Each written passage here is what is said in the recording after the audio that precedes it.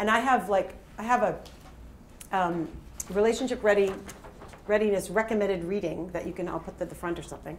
A whole bunch of books they're not really about relationships, actually. I think there's only one, maybe two, specifically about relationships. There's actually none about dating whatsoever. There's not one. It's about you, the dance of intimacy. What else? Return to love. It's all about you and your relationship with the world. And these are the books that got me through, so I hand them on to everybody else. Lots of them are spiritually based because I'm a transpersonal counselor. That means I focus on what you're here for. Transpersonal means I believe we're all here for a reason. Actually, we're all in this room for a reason. In particular, that the 90% of women didn't show today and 90% of men did, we are here for a reason. And there is no accident that all of us are sitting here looking at each other. So that's the transpersonal part of me. That's the part that I believe we're all here for a purpose. And what is your unique purpose? And everyone has one. And so when you're sitting across from that table, talking to somebody and chit-chat at the first date or the third date, sometimes the third date can be scarier than the first one because you know what might happen in the third date. And sometimes, if you can grasp that what am I here for? Wait a minute, what am I here for? What's my intention here? I'm not here to get something. Right, I'm here to give something. Right, I'm on the planet to give something. What is it? For me, I like talking. That's what I'm here to give, some information. So, and actually, my greatest fear in life was talking in front of people. So I would freeze, absolutely freeze. I busted it finally. So there is a reason you're sitting at that table with that new date. And dating, it is supposed to be like a fun career, really. It's an exploration of self. It's an exploration of getting to know another person, of if you're in your 20s or your 30s or your 40s and you're starting all over again, it's something new. It's a new experience for you. And what I love is that it's all about me. Really, it's all about me in the most unselfish way I could possibly be. And the end of the story is finally after 7 years of struggling and working on myself, and I have a son, so I was also being a mom. That was my job. Primary job was being a mom. I finally worked through and got through that uncommittal piece and did meet a guy that didn't live here. So my geographically undesirable thing came up in my face. And so I was thinking, what am I going to do? All this time, I was like, I will not date a guy that doesn't live in Vancouver. I can't move my son, for one, so there was no brainer. We weren't moving. So either this guy moved here or it wasn't going to happen. But then I didn't want to do the ultimatum. That's crazy, but this is just the way I am. I can't move my son. That's the way it is. His dad lives here. There's no choices in that for me. So it was Whistler, which wasn't so far. So I decided that instead of struggling through oh no, he doesn't live here and I really like him, and the agony of the painful victim thing, which I could have gone, I thought, well, I wonder if he's just meant to not live here. And he did say he was going to move here in 7 months when he finished whatever he was doing up there.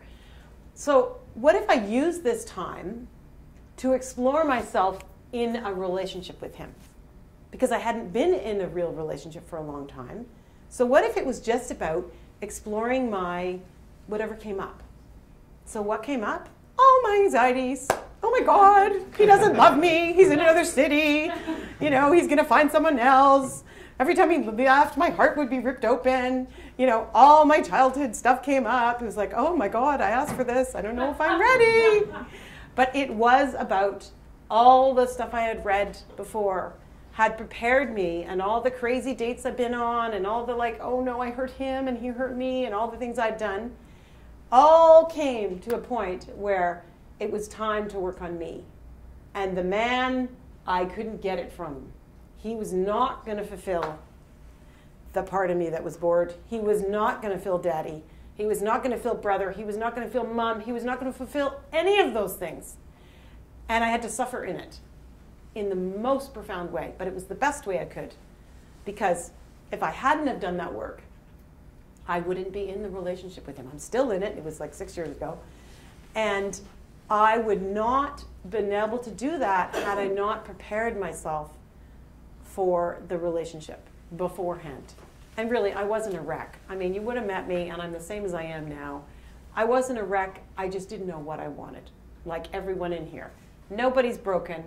You just don't know what you want.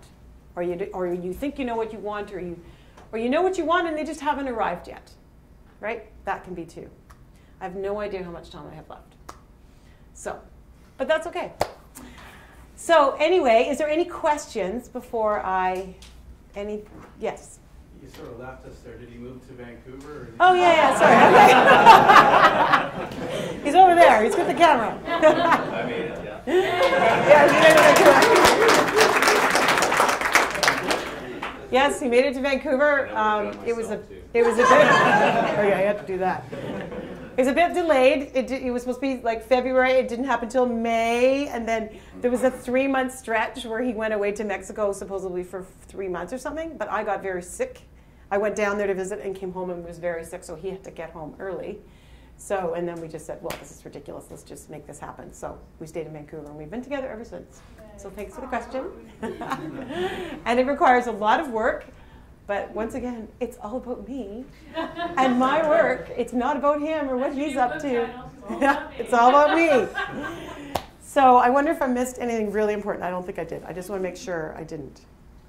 Well, the last thing is I want you to have fun, because dating is fun. So if you're not having fun, figure out why. It isn't the person you're on a date with's fault. It's not. It's your fault.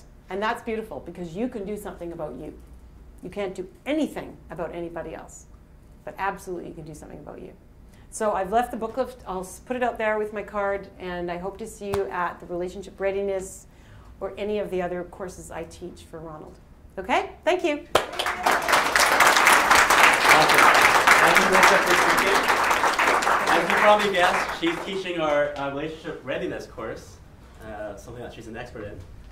And again, Happy Sex to You is a company for coaching women. So I realize there's a lot of men here. So I'll give you one secret to being able to attract women and get them into dates and have relationships with them.